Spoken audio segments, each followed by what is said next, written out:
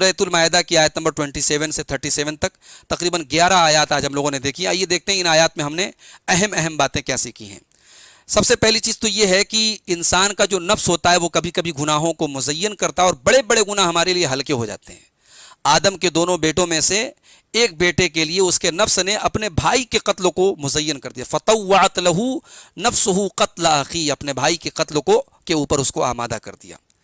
دوسری چیز یہ پتہ چلی کہ اللہ تعالیٰ نیکیوں کو قبول کرے، یہ بھی بہت بڑا احسان ہے. انما یتقبل اللہ من المتقین، اللہ سب کی عبادتوں کو قبول نہیں کرتا، اللہ متقیوں کی عبادت کو قبول کرتا ہے. ایک چیز یہ بھی پتہ چلی کہ حسد کتنی خطرناک چیز ہے. بھائی کے دل میں بھائی کے خلاف حسد پیدا ہوا تو اس کی جان لے کے بیٹھا. یہودیوں کے بارے میں ایک چیز یہ پتہ لگی کہ اللہ تعالیٰ نے ان کو ایک نفس کے قتل سے منع کیا تھا.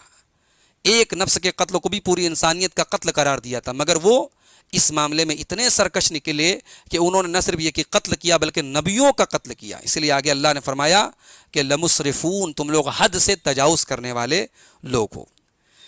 اچھا، ایک سوال یہ پیدا ہوا کہ جو لوگ ڈاکو ہوتے ہیں، رہزن ہوتے ہیں، لوگوں کو مارتے کاٹتے لوٹتے ہیں، ان کی اتنی سخت سزا کیوں دی گئی کہ ان کو سولی دے دی جائے، ان کے ہاتھ پیر کاٹ دیے جائیں؟ اصل میں جب اس طریقے کے لوگ پیدا ہوتے ہیں تو پھر راستے جو ہوتے ہیں وہ انسیف ہو جاتے ہیں اور پھر لوگ تجارت کے لیے گھر سے نکلتے نہیں، لوگ گھروں میں بیٹھے رہتے ہیں. تو اس سے پورے ملک پر اثر پڑتا ہے، پوری حکومت پر اثر پڑتا ہے، ملک کی معیشت پر اثر پڑتا ہے، لوگوں کے دھندے بند ہو جاتے ہیں، لوگوں کے کام بند ہو جاتے ہیں. تو یہ اتنا بڑا جرم ہے کہ اللہ تعالیٰ نے اس کی اتنی سخت سزا دی ہے.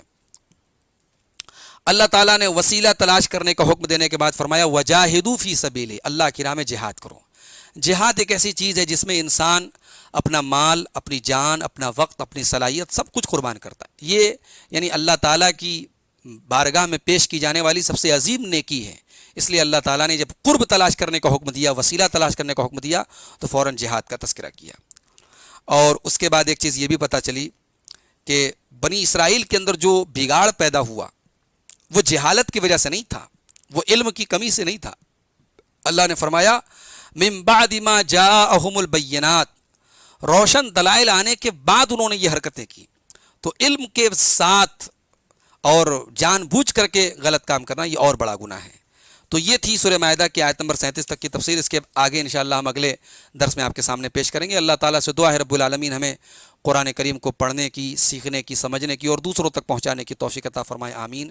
والسلام علیکم ورحمۃ اللہ وبرکاتہ.